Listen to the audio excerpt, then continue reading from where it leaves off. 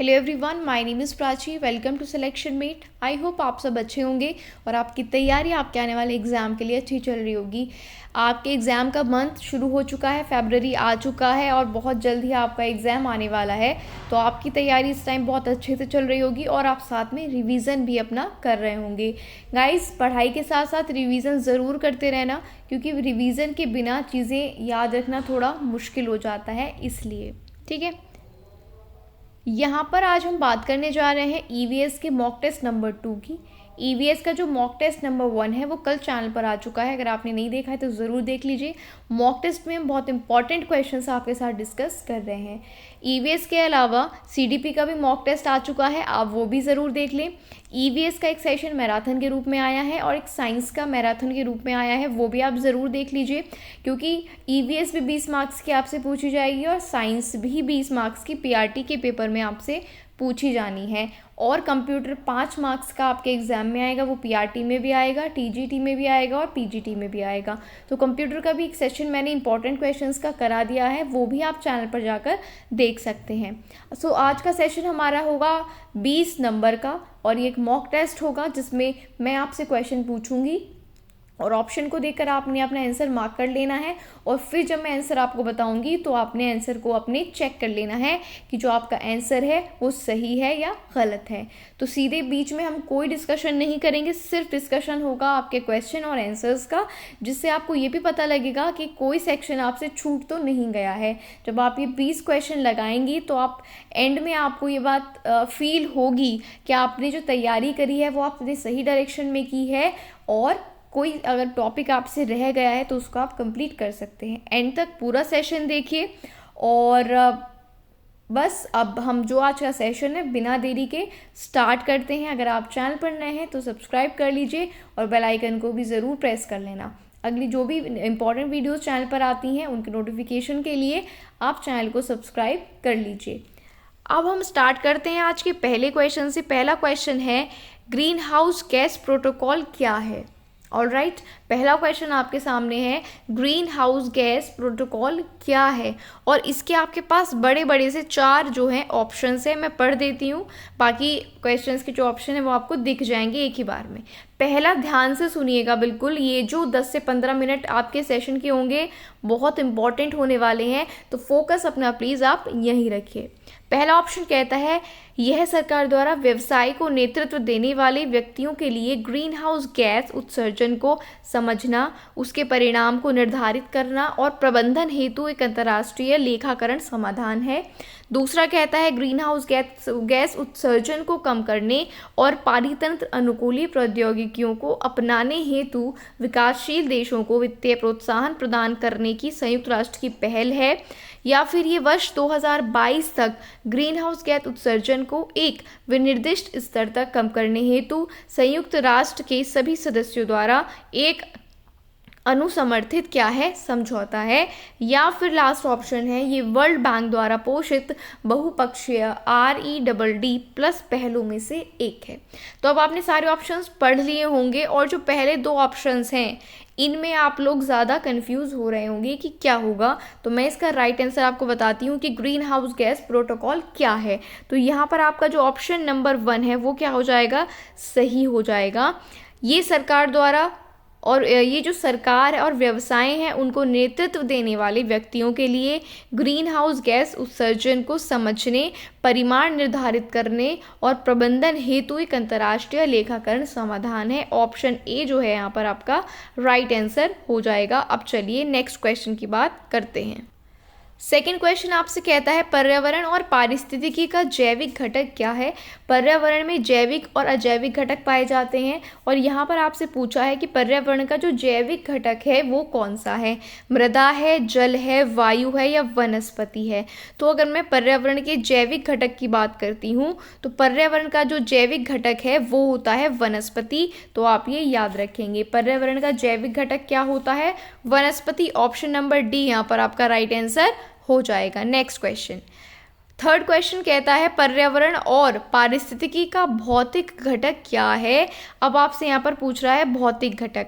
जी हाँ, पर्यावरण और पारिस्थितिकी का भौतिक घटक क्या है, क्या वो जंतु है, क्या वनस्पति है, प्रवाहित जल है या पारिस्थितिकी है। 4 ऑप्शन आपके पास हैं। पर्यावरण और पारिस्थितिकी का भौतिक घटक क्या है? जंतु, वनस्पति, प्रवाहित जल या फिर पारिस्थितिकी। तो अगर हम बात करते हैं पर्यावरण और पारिस्थितिकी के भौतिक घटक की, तो जो इनका भौतिक घटक होता है पर्यावरण का, वो होता है प्रवाहित जल। ऑप्शन सी यहाँ पर राइट आंसर हो जाएगा। पर्यावरण का भौतिक घटक क्या होता है? इनमें से तो जो जल प्रवाहित हो रहा होता है, बहता जल होता है, वो पर्यावरण का एक भौतिक घटक कहलाता है। नेक्स्ट क्वेश्चन पर चलते हैं। नेक्स्ट कहता है जीवों तथा पर्यावरण के पारस्परिक संबंधों का अध्ययन क्या कहलाता है? अच्छा क्वेश्चन है। जब जीवों और पर्यावरण के बीच क्या संबंध है हम उसको पढ़ते हैं, उसका अध्ययन करते हैं, तो उसको इनमें से क्या कहेंगे? जीवन विज्ञान, जैव भूगोल, भौतिकी या फिर पारिस्थितिकी। अगर आपने मेरे EVS के जो 14 सेशंस आए हैं, 14 सेशंस आए हैं, अगर आपने वो पढ़े हैं तो इसका आंसर आप आराम से देख सकते हैं, क्योंकि सभी इंपॉर्टेंट डेफिनेशंस, किसने क्या कहा है, किस साइंटिस्ट ने, कौन सा प्लेस कहाँ पर है, कौन सा अधिनियम कौन से वर्ष में आया था, ये सब क्वेश्चंस हम अपने EVS के 14 सेशंस में कवर कर चुके हैं। तो इसका आंसर आप दे सकते हैं अगर आपने वो सेशन पढ़ा है, और आप तब भी दे सकते हैं अगर आपने स्टडी की है। तो इसका आंसर आपने मार्क कर लिया होगा, मैं आपका राइट आंसर इसको बता देती हूँ। तो जीवों और पर्यावरण के बीच जब हम संबंधों का अध्ययन करते हैं तो उसको कहा जाता है पारिस्थितिकी। ऑप्शन डी आपका राइट आंसर हो जाएगा। नेक्स्ट पर चलते हैं। नेक्स्ट कहता है इकोलॉजी यानी कि पारिस्थितिकी शब्द का सर्वप्रथम प्रयोग किसने किया? ये क्वेश्चन भी हम अपने सेशन में डिस्कस कर चुके हैं। तो जो शब्द है इकोलॉजी या आप कहीं पारिस्थितिकी, तो इसका सबसे पहले यूज़ किसने किया? ओडम ने, टांसले ने, टेलर ने या डार्विन ने? बताइए इसका राइट आंसर क्या होगा। तो अगर हम बात करते हैं इसके राइट आंसर की कि इकोलॉजी शब्द का सबसे पहले यूज़ किसने किया, तो उनका नाम है टांसले। ऑप्शन नंबर बी यहाँ पर आपका राइट आंसर हो जाएगा। टांसले ने सबसे पहले जो है इकोलॉजी शब्द का प्रयोग किया था, आपको याद रखना है। नेक्स्ट, वन के पारिस्थितिक तंत्र में कवक को किस समूह में सम्मिलित किया जाता है? जो वन का एक एनवायरनमेंट होता है, वन का जो पारिस्थितिकी तंत्र होता है, उसमें जो कवक होते हैं, तो कवक को किस समूह में रखते हैं? क्या कवक उत्पादक हैं, क्या कवक उपभोक्ता हैं, क्या कवक द्वितीयक उपभोक्ता हैं, या फिर जो कवक हैं वो अपघटन करता है? तो आपको पता होना चाहिए इस क्वेश्चन का आंसर। इसका राइट आंसर होगा ऑप्शन नंबर डी, यानी कि जो कवक होते हैं वो क्या होते हैं? अपघटन करता होते हैं। ठीक है, याद रखेंगे जो कवक हैं वो क्या होते हैं? अपघटन करता। नेक्स्ट क्वेश्चन पर चलते हैं। यहाँ तक के जो 6 क्वेश्चन हैं, आई होप आपको वो क्लियर हो गए होंगे और उनके आंसर्स भी। 7, जलवायु परिवर्तन से सर्वाधिक प्रभावित होने वाले देशों की सहायतार्थ किसे बनाया गया है? जो जलवायु परिवर्तन से, क्लाइमेट चेंज से सबसे ज़्यादा अफेक्ट हो रहे हैं जो देश, ठीक है, तो उनकी सहायता के लिए इनमें से क्या बनाया गया है? 7th क्वेश्चन का आपको आंसर करना है। Green climate fund, climate relief fund, green bank या फिर वर्ल्ड ग्रीन फंड। फटाफट से अपना आंसर आप यहाँ पर मार्क कीजिए। क्वेश्चन है जलवायु परिवर्तन से सर्वाधिक प्रभावित होने वाले देशों की सहायता करने के लिए इनमें से क्या बनाया गया है? तो इसका आंसर बताएं। आपने मार्क कर लिया होगा। चलिए, 7th क्वेश्चन का आंसर होगा ऑप्शन नंबर ए, यानी कि ग्रीन क्लाइमेट फंड। ये एक मॉक टेस्ट है, इसलिए हम फटाफट से ज़्यादा टाइम ना लेते हुए, क्योंकि आपके पास भी ज़्यादा टाइम नहीं है, आपको सिलेबस भी कंप्लीट करना है और रिवीजन भी कंप्लीट करना है। तो ये मॉक टेस्ट आपके रिवीजन के तौर पर है, जिससे फटाफट आंसर और क्वेश्चन हम यहाँ पर डिस्कस कर सकते हैं। तो जलवायु परिवर्तन से जो देश प्रभावित हो रहे हैं उनकी सहायता करने के लिए क्या बनाया गया है? Green climate fund. क्या बनाया गया है? ग्रीन क्लाइमेट फंड, याद रखना इसको। नेक्स्ट, वनों को नष्ट करने का कुप्रभाव क्या पड़ता है? डिफॉरेस्टेशन। डिफॉरेस्टेशन का मतलब क्या है? वनों को काटना या उन्हें नष्ट करना। तो बताइए कि इसका कुप्रभाव या दुष्प्रभाव क्या होता है? वनों को हम काटते जा रहे हैं, तो उसका दुष्प्रभाव क्या है? वैसे तो इसके दुष्प्रभाव बहुत ज़्यादा हैं, लॉन्ग टर्म है, यानी अभी नहीं हमें देखने को इतने मिल रहे हैं, आने वाले समय में इसका जो कुप्रभाव है हमें बहुत ज़्यादा देखने को मिलने वाला है। तो डिफॉरेस्टेशन के दुष्प्रभाव क्या है? मृदा अपरदन पर है, खरपतवार नियंत्रण पर है, सूर्य के प्रकाश पर है, या चरागाहों की वृद्धि पर है। कारण इसके बहुत से हो सकते हैं, लेकिन इस क्वेश्चन में इसका एक ही कारण दिया हुआ है, तो वो जो कि है option number A. Option number A यहाँ पर करेक्ट हो जाएगा। मृदा अपरदन, मृदा का अपरदन यानी मृदा का कटाव बहुत ज़्यादा होता है वनों के कटने से, तो याद रखेंगे। चलिए नेक्स्ट क्वेश्चन पर आ जाते हैं। 9th, पहाड़ों पर काफ़ी नमी और जल होता है, फिर भी यहाँ मरुदभिद क्यों होते हैं? तो आपको इसका आंसर करना है। पहाड़ों पे बहुत नमी होती है और बहुत पानी भी होता है, फिर भी वहाँ मरुदभिद होते हैं। क्यों होते हैं? पहाड़ों पर जल बर्फ में बदल जाता है, ढलानों के कारण पानी बह जाता है और पौधों द्वारा उपयोग में नहीं लाया जाता, पहाड़ों की चट्टानें जल अवशोषित नहीं कर पाती, या फिर इनमें से कोई नहीं। 9th का आपको आंसर बताना है। तो 9th क्वेश्चन का राइट आंसर अगर हम बात करते हैं तो 9th का ऑप्शन बी करेक्ट हो जाएगा।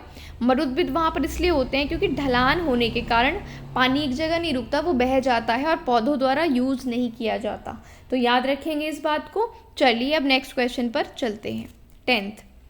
10th कहता है प्राकृतिक पारिस्थितिकी तंत्र का उदाहरण दीजिए। पारिस्थितिकी तंत्र कृत्रिम भी होता है, आर्टिफिशियल भी होता है पारिस्थितिकी तंत्र, और ये नेचुरल भी होता है। तो यहाँ पर जो नेचुरल पारिस्थितिकी तंत्र है उसका आप उदाहरण बताइए। अच्छा क्वेश्चन है, ये बहुत इंपॉर्टेंट क्वेश्चन है 10th क्वेश्चन कि जो प्राकृतिक पारिस्थितिकी तंत्र होगा वो इनमें से क्या होगा, बताइए 10th का। ठीक है, तो 10th का जो राइट आंसर होगा वो हो जाएगा ऑप्शन नंबर सी यानी कि झील। क्यों है ना, आपके मन में आ रहा होगा कि क्यों झील है। झील प्राकृतिक होती हैं, झीलों को बनाया नहीं जाता, वो नेचुरल ही है। जबकि खेत को हम खुद से तैयार करते हैं ना, कितना बनाना है, इतने जो है स्क्वायर फीट में है या इतना है, तो खेत अपने हिसाब से बनाते हैं, बांध भी खुद बनाते हैं और पार्क भी। लेकिन जो झील है वो क्या है, नेचुरल है। तो नेचुरल ही पारिस्थितिकी तंत्र की यहाँ पर बात आपसे की जा रही है। 10 क्वेश्चन हो चुके हैं और 10 अभी बाकी हैं। तो अब तक अगर आपको क्वेश्चंस अच्छे लग रहे हैं, डिस्कशन अच्छा लग रहा है, आप इस वीडियो से एंगेज हो रहे हैं, तो वीडियो को लाइक ज़रूर कर दीजिए। नेक्स्ट, कृत्रिम पारिस्थितिकी तंत्र। अब दोनों आपको यहाँ पर आंसर मिल जाएंगे। अभी हमने पढ़ा प्राकृतिक पारिस्थितिकी तंत्र क्या है और अब हम पढ़ेंगे कृत्रिम पारिस्थितिकी तंत्र क्या है। तो जो आर्टिफिशियल पारिस्थितिकी तंत्र है इनमें से क्या है, प्रवाल भित्ति, वेटलैंड, खेत या नदी। अभी हमने पढ़ा है कि जो खेत है वो आर्टिफिशियल है क्योंकि वो हमारे हाथों से बनाया गया है, ज़मीन नेचुरल है। लेकिन जो खेत हैं, क्योंकि हम खुद से बंटवारा करके खेत बनाते हैं, एक आकार देते हैं उसको, तो जो खेत हैं वो आ जाते हैं आपके आर्टिफिशियल में यानी कि कृत्रिम पारिस्थितिकी तंत्र में। समझ गया, इन दोनों में डिफरेंस आपको क्लियर हो गया। चलिए नेक्स्ट क्वेश्चन पर चलते हैं। 12th क्वेश्चन कहता है लवणीय जल पारिस्थितिकी तंत्र का उदाहरण है। लवणीय जल पारिस्थितिकी तंत्र का एग्जाम्पल अब आपको देना है। क्या वो नदी है, क्या प्रवाल भित्ति है, बांध है या फिर तालाब है। Question number 12। 12 का आंसर आप करेंगे जल्दी से। तो 12 के आंसर की बात मैं अगर करती हूँ तो ऑप्शन बी यहाँ पर करेक्ट हो जाएगा यानी कि प्रवाल भित्ति। जी हाँ, जो प्रवाल भित्ति है वो किसका उदाहरण है, लवणीय जल पारिस्थितिकी तंत्र का। याद रखना, क्वेश्चन ऐसे भी पूछा जा सकता है कि प्रवाल भित्ति कौन से पारिस्थितिकी तंत्र का उदाहरण है, तो आंसर क्या हो जाएगा, लवणीय जल। नेक्स्ट पर चले 13 क्वेश्चन पर। स्वच्छ जल पारिस्थितिकी तंत्र का उदाहरण बताइए। अभी लवणीय जल का पढ़ा हमने, अब हम पढ़ने जा रहे हैं स्वच्छ जल पारिस्थितिकी तंत्र का उदाहरण। 13 का आंसर आपको करना है समुद्र का तट, खाड़ी, एस्चुरी या फिर तालाब। बहुत सिंपल सा आंसर है। इनमें से तो जो पानी है ना जहाँ पर हमें मिलेगा वो बात हमें यहाँ पर करनी है। स्वच्छ जल पारिस्थितिकी तंत्र, इसका जो एग्जाम्पल है वो है ऑप्शन नंबर 4 यानी कि डी, तालाब। जो तालाब है वो क्या है, एक स्वच्छ जल पारिस्थितिकी तंत्र है। अब आपके मन में ये आएगा कि हमारे जो आसपास तालाब है बहुत गंदे हैं, उनको स्वच्छ नहीं बोल सकते, लेकिन वो गंदे किसके द्वारा किए जा रहे हैं, उनमें गंदगी हम लोगों के द्वारा डाली जा रही है। ठीक है, नेचुरली वो स्वच्छ जल पारिस्थितिकी तंत्र में आते हैं तालाब, याद रखिएगा। नेक्स्ट पर चलती हूँ, 14 क्वेश्चन के बारे में बात करते हैं। पारिस्थितिकी तंत्र के जैविक और अजैविक घटकों को कौन जोड़ते हैं। बहुत अच्छी बात है, बहुत अच्छा क्वेश्चन है। हमने पढ़ा कि एक जैविक घटक होते हैं, एक अजैविक घटक होते हैं, और इनको एक चीज़ है जो जैविक अजैविक को जोड़ती है इन घटकों को, उसका नाम आपसे पूछा है। फटाफट इसका आंसर करिएगा, फिर मैं आपको इसका राइट आंसर बताऊंगी 14th क्वेश्चन का। तो इसका जो राइट आंसर है वो हो जाएगा ऑप्शन नंबर सी, यानी कि अकार्बनिक पदार्थ। याद रखना, जैविक और अजैविक घटकों को जोड़ते हैं अकार्बनिक पदार्थ, याद रखेंगे। चलिए नेक्स्ट क्वेश्चन 15, मृदा अपरदन को किससे बचाया जा सकता है? अच्छा क्वेश्चन है और इसका आंसर भी आप डेफिनेटली बता देंगे ऑप्शंस को पढ़ते ही कि मृदा अपरदन को किससे बचाया जा सकता है। ऑप्शन सी करेक्ट हो जाएगा यहाँ पर, वनारोपण द्वारा, यानी कि वन रोपण, यानी कि पेड़ों को लगाइए, पौधारोपण करिए, वनों को बचाइए, ठीक है, पेड़ों को लगाइए, तो उससे जो है मृदा अपरदन को बचाया जा सकता है। सी ऑप्शन यहाँ पर करेक्ट हो जाएगा। 16 क्वेश्चन पर चलते हैं। कहता है एक पारिस्थितिक तंत्र में उत्पादकों और उपभोक्ताओं की संख्या को कौन निश्चित करता है? कि कितने उत्पादक हैं, कितने उपभोक्ता हैं, उनकी संख्या कौन बताता है? 16 का आंसर करिए, ठीक है। जलवायु संबंधी कारक बताते हैं, धरातलीय, जैविक कारक या मृदा कारक। तो यहाँ पर राइट आंसर की मैं अगर बात करती हूँ तो 16 का राइट आंसर हो जाएगा ऑप्शन ए। जो पारिस्थितिक तंत्र में उत्पादक और उपभोक्ताओं की संख्या को निश्चित करते हैं वो होते हैं जलवायु संबंधी कारक। ऑप्शन ए करेक्ट हो जाएगा, याद रखेंगे, जलवायु संबंधी कारक इस बात को बतलाते हैं। 17 क्वेश्चन कहता है पारिस्थितिक तंत्र के पादपों और प्राणियों के परस्पर संबंधों का आधार क्या है? पादप हो गए पेड़ पौधे और प्राणी हो गए बाकी लोग, तो पादप और प्राणियों के बीच जो संबंध है उसका आधार क्या होता है पारिस्थितिक तंत्र में? 17 का आंसर आप करेंगे। तो 17 का राइट आंसर आपने मार्क कर लिया होगा। मैं अगर राइट आंसर आपको बताऊं 17 का, तो ऑप्शन बी करेक्ट हो जाएगा। 17 का ऑप्शन बी करेक्ट होगा, मतलब एक पारिस्थितिकी तंत्र में पादप और प्राणियों के बीच संबंध का एक आधार होता है जिसे पोषण संबंध कहते हैं। अगर पोषण संबंध शब्द है, इसका मतलब पादप में और प्राणियों में जो एक रिलेशन होगा, एक संबंध होगा, वो पोषण संबंध कहलाएगा। नेक्स्ट क्वेश्चन 18, प्रकाशीय ऊर्जा को रासायनिक ऊर्जा में कौन बदलता है? बहुत अच्छा क्वेश्चन है और इजी भी है। प्रकाशीय ऊर्जा, सौर ऊर्जा, सूर्य की ऊर्जा को रासायनिक ऊर्जा में कौन बदलते हैं? सूक्ष्म जीवाणु, अपघटक, द्वितीयक उपभोक्ता या हरे पादप। तो हम सभी इस बात से अच्छी तरह से वाकिफ़ हैं कि जो हरे पादप होते हैं, हरे पेड़ पौधे, वो प्रकाशीय ऊर्जा को रासायनिक ऊर्जा में चेंज करते हैं, ठीक है। नेक्स्ट क्वेश्चन, पारिस्थितिक तंत्र के स्वपोषी घटक कौन है? स्वपोषी कौन होते हैं एक पारिस्थितिक तंत्र में? ऑप्शन है सूक्ष्म जीवाणु, परभक्षी, पादप या मृतोपजीवी। तो हम बचपन से पढ़ते आ रहे हैं कि स्वपोषी कौन होते हैं? जो अपना भोजन स्वयं बनाते हैं। तो वो कौन है इनमें से? पादप, यानी कि पेड़ पौधे। ऑप्शन सी यहाँ पर आपका राइट आंसर हो जाएगा। स्वपोषी कौन होते हैं? जो अपना भोजन स्वयं बनाते हैं, वो कौन होते हैं? पादप होते हैं। और आज के मॉक टेस्ट का लास्ट क्वेश्चन है, हरे पौधों को पारिस्थितिकी में क्या कहते हैं? 20th का आंसर करिए। हरे पौधे पारिस्थितिक तंत्र में क्या कहलाते हैं? क्या वो संप्रेषक हैं, उत्पादक हैं, उपभोक्ता हैं या परावर्तक हैं? बचपन से पढ़ते आ रहे हैं क्वेश्चन भी हम। हरे पौधों को क्या कहा जाता है एक पारिस्थितिक तंत्र का? उत्पादक, है ना। हरे पौधे क्या होते हैं? उत्पादक होते हैं, स्वपोषी होती हैं।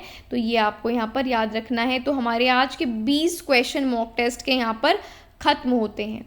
अब पहले तो आप जाने से पहले तो वीडियो को लाइक कर दीजिए। अगर आपको ये सेशन अच्छा लगा है तो प्लीज़ आप लाइक कर दीजिए। आप वीडियो देख लेते हैं लेकिन लाइक नहीं करते। प्लीज़ वीडियो को सबसे पहले आप लाइक करिए, फिर आप कमेंट बॉक्स में बताना कि आउट ऑफ 20 आपके कितने मार्क्स आए हैं।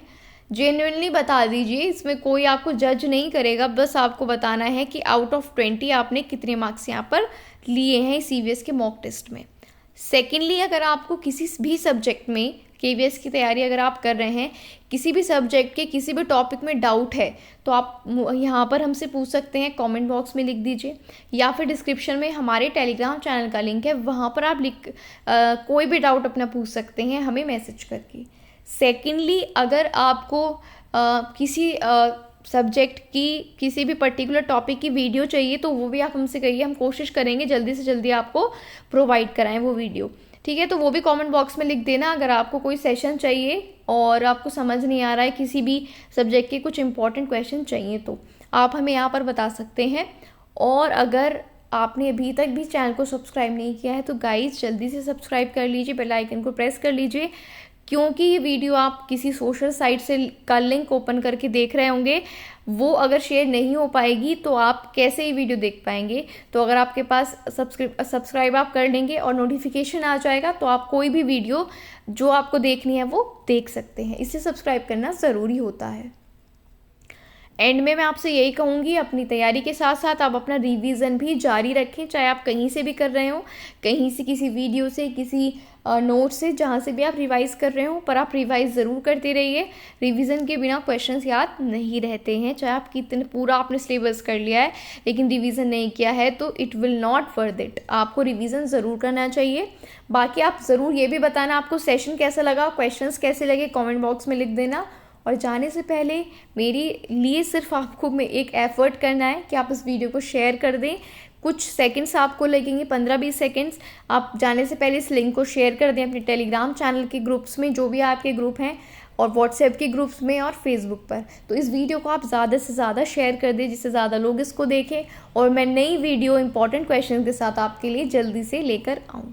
ठीक है, तो बस लाइक शेयर सब्सक्राइब आप करिए, बाकी अच्छे क्वेश्चंस प्रोवाइड कराना मेरा काम है। मैं आपको यहाँ पर जितना ज़्यादा पॉसिबल होगा यहाँ पर रिवीजन सेशंस आपको प्रोवाइड कराती रहूँगी।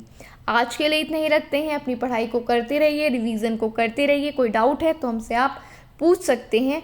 आज के लिए इतना ही रखते हैं। Thank you for watching the video.